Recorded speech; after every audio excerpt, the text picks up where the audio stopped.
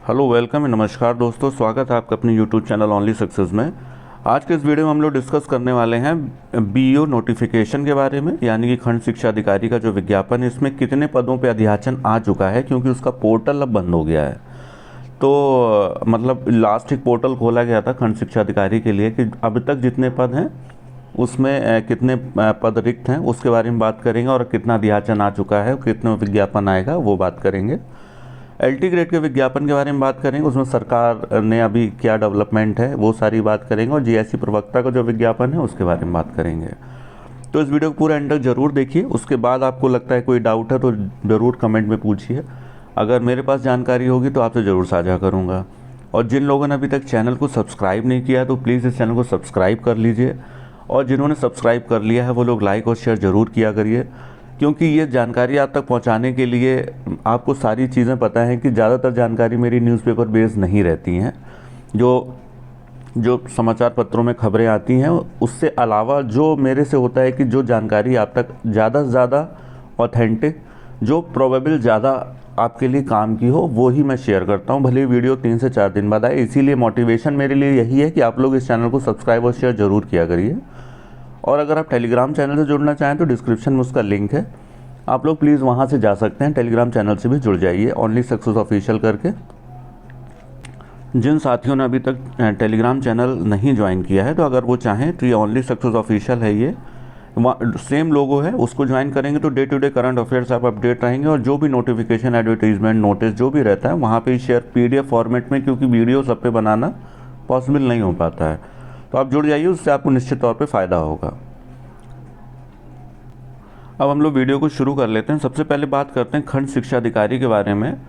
आपको पता होगा कुछ दिन पहले एक नोटिस बड़ा सर्कुलेट कर रहा था, आपने देखा या नहीं देखा? नहीं देखा तो बता देता हूँ। उसमें ये था कि काफ़ी दिनों से चर्चा में है, खंड शिक्षा अधिकारी बीईओ के लिए नोटिफिकेशन आने वाला है और 2022 में ही आएगा।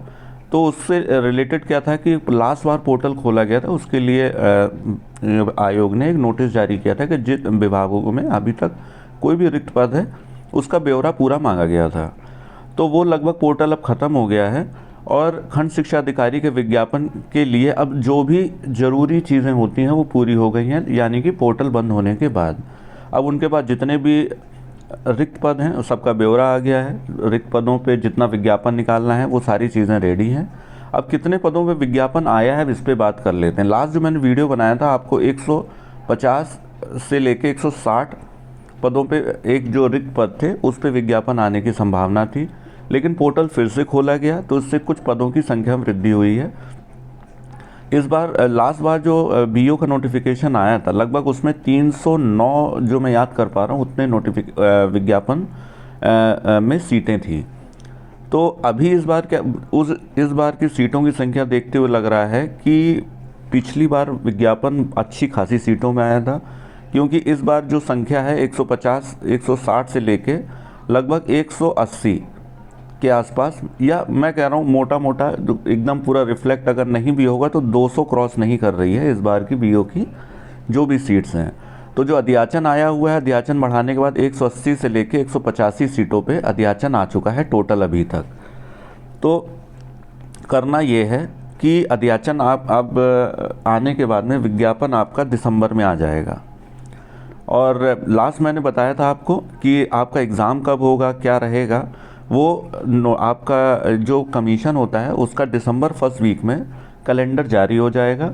अगले इसको लेके उसमें सारी चीज़ें, या आयोग जितने भी परीक्षाएं कंडक्ट कराता है उसमें उस कैलेंडर में डेट वाइज, मंथ वाइज सारी चीज़ें मेंशन होती हैं। तो ये मान के चलिए कि आपका बीईओ का जो नोटिफिकेशन आने के बाद में उसमें जो कैलेंडर आएगा उसमें एग्ज़ाम डेट आपकी मिल जाएगी। वो कुछ भी हो सकती है, कयास लगाना अभी तो कुछ ऐसा है नहीं, लेकिन अगर नोटिफिकेशन आने के अभी दिसंबर में आता है तो मान के चलिए अप्रैल में हो सकता है आपका एग्ज़ाम हो जाए।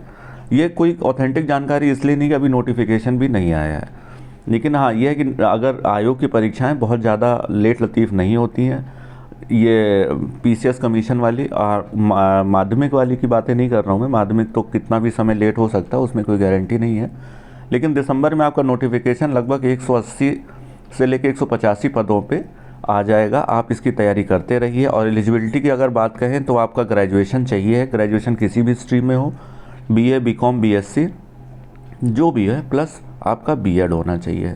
इसमें पीजी नहीं चाहिए है। कई बार वीडियो में बताता भी हूँ, इसके बाद भी कई साथियों को कमेंट में यही रहता है पीजी या नहीं चाहिए। जो भी है, सिर्फ ग्रेजुएशन प्लस आपका बीएड चाहिए है, आप बीओ के लिए एलिजिबल हो जाएंगे। और आपको इसकी तैयारी बहुत सीरियसली करनी चाहिए।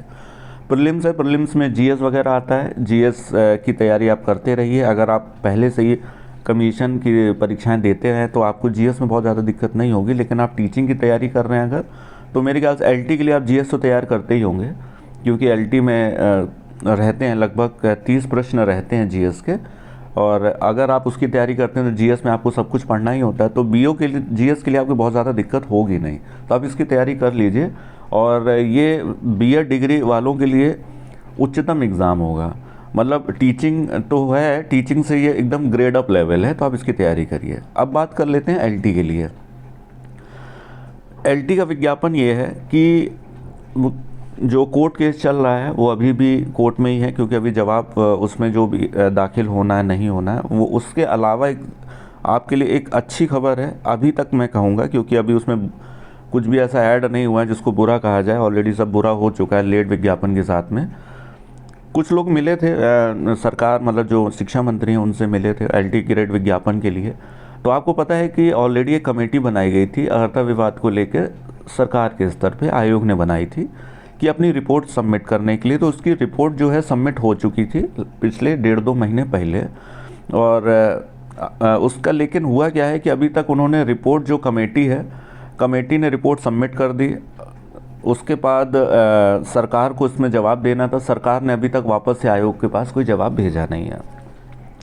अगर सरकार एक बार अप्रूवल दे देगी, मतलब एक प्रक्रिया है, अप्रूवल देने के बाद में एलटी ग्रेड विज्ञापन जारी करने के लिए आयोग स्वतंत्र हो जाएगा। जो प्रक्रिया है फिर बहुत ज़्यादा कोर्ट में मुझे लगता है बहुत ज़्यादा दिक्कत होनी नहीं चाहिए, क्योंकि जो अर्हता विवाद ऑलरेडी सरकार अगर के स्तर पे हल हो गया है और आयोग के स्तर पे हल हो जाएगा, तो आयोग का इसमें कोई लेना देना नहीं है। तो कुछ लोग मिले थे यहाँ पे कि इसमें एलटी ग्रेड विज्ञापन के लिए, तो सरकार ने जो आश्वासन दिया, शिक्षा मंत्री ने आश्वासन दिया है, वो लगभग नवंबर एंड तक मान के चलिए कि अब जो भी आयोग को पत्र भेजना है, जो भी करना, जो डॉक्यूमेंटेशन है, वो नवंबर लास्ट वीक तक आयोग के पास आ जाएगा। अब नवंबर लास्ट वीक में वो कोई भी डेट हो सकती है, ये आपको पता ही है। कोई मिलने जाता है तो जो सरकारी कर्मचारी हैं या जो नेताजी टाइप लोग हैं वो अपना कोई डेट तो बताएंगे नहीं। तो उन्होंने नवंबर का आश्वासन दिया है कि नवंबर लास्ट में आयोग के पास पत्र पहुंच जाएगा। उसके बाद जो आयोग, अगर पत्र आता है तो आयोग विज्ञापन निकालने के लिए स्वतंत्र है, फिर कोई अध्याचन और ये सारी चीज़ों के लिए नहीं है, क्योंकि ऑलरेडी वहाँ पे जितने पद हैं उनका आया हुआ है, उसमें विज्ञापन निकालने के लिए पूरी तरह स्वतंत्र है। तो अगर ऐसा होता है, आयोग, सरकार अपने स्तर पे, कंडीशन अप्लाइड यही है कि सरकार अपने स्तर पे अगर लिखित में आयोग को दे देती है, जो रिपोर्ट कमेटी ने सबमिट की है उसमें सरकार अपनी सहमति दर्ज करा देती है, तो आयोग का विज्ञापन दिसंबर में आ सकता है। दिसंबर लास्ट तक ही आएगा, क्योंकि इतनी जल्दी चीज़ें नहीं होंगी अगर सरकार इस पे पहल करती है। तो नहीं करती है तो जो स्थिति चल रही है वही चलेगी, और इसमें बहुत ज़्यादा कुछ होगा नहीं। कोई बड़े ताज्जुब नहीं है कि अगली साल भी हो जाए, जनवरी आ जाए, क्योंकि इतनी सुस्ती है सरकारी महकमे में। हम लोगों को लगता है जो जिस चीज़ से रिलेटेड होता है उसको लगता है उस चीज़ का निराकरण जल्दी हो जाए, लेकिन सरकारी जो महकमे होते हैं उनको उससे मतलब नहीं है। वो अपने से अपना, उनका इलेक्शन और अपना सब वोट बैंक, उससे सब प्रभावित रहते हैं। तो बस यही है थोड़ा सा कि हो सकता है नवंबर में अगर एक काम हो जाए तो उन लोगों के लिए बड़ी सुखद खबर होगी जो अपना एज बार क्रॉस कर रहे हैं 40 वाला, क्योंकि इसमें जनरल की 40 एज है और कैटेगरी वाइज सबका अलग अलग फ्लेक्सिबिलिटी रहती है। अगर ऐसा होता है तो उन सबके लिए, क्योंकि कई बार ये मैं देख रहा हूँ कि दिसंबर में कई लोगों का एज लिमिट क्रॉस हो रही है, तो उनके लिए बड़ा सुखद रहेगा कि अगर दिसंबर में नोटिफिकेशन आ जाता है, कई लोगों की एलिजिबिलिटी बन जाएगी। और ये जनवरी से चल ही रहा है, अब आएगा तब आएगा। लेकिन यह है कि अर्हता विवाद को लेकर कमेटी ने रिपोर्ट अभी सौंपी है, तो यही अपने आप में बड़ी खबर है। अगर रिपोर्ट नहीं सौंपती तो अभी उसी में ही समय काफ़ी लग सकता था। तो अब सरकार के स्तर पे देखते हैं, सरकार अगर सहमति देती है आयोग को और अगर ऐसा होता है तो दिसंबर में आएगा, तो ये हम सबके लिए बड़ी अच्छी खबर होगी।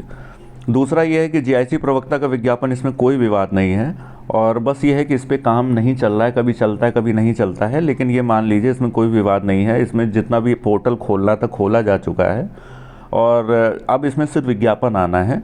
विज्ञापन के लिए अभी मैं आपको बताऊं कि अभी नवंबर जो मंथ चल रहा है इसमें अभी आयोग में जीआईसी प्रवक्ता के लिए अभी कुछ नहीं चल रहा है, कई सारी चीज़ें हैं। हाँ ये है कि इसमें करना भी कुछ नहीं है, कोई विवाद नहीं है, ना अध्याचन वाला है, तो इसमें सिर्फ विज्ञापन अगर रिलीज़ होना है तो कभी भी विज्ञापन आ जाएगा। नवंबर तो मैं भी मान के नहीं चल रहा हूँ, और ये लगता है कि कोई कितना भी रिलायबल सोर्स हो, इतनी अंदर की जानकारी किसी के पास नहीं होती है, क्योंकि वो अपनी विभाग में ही रहती हैं सारी चीज़ें।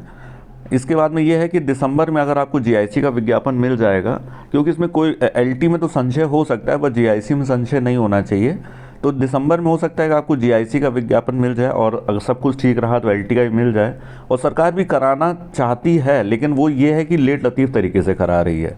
भाई 2024 का अगर इलेक्शन है तो 2023 में आपको अच्छे खासे अवसर मिलेंगे एग्ज़ाम में बैठने के लिए, विज्ञापन के लिए।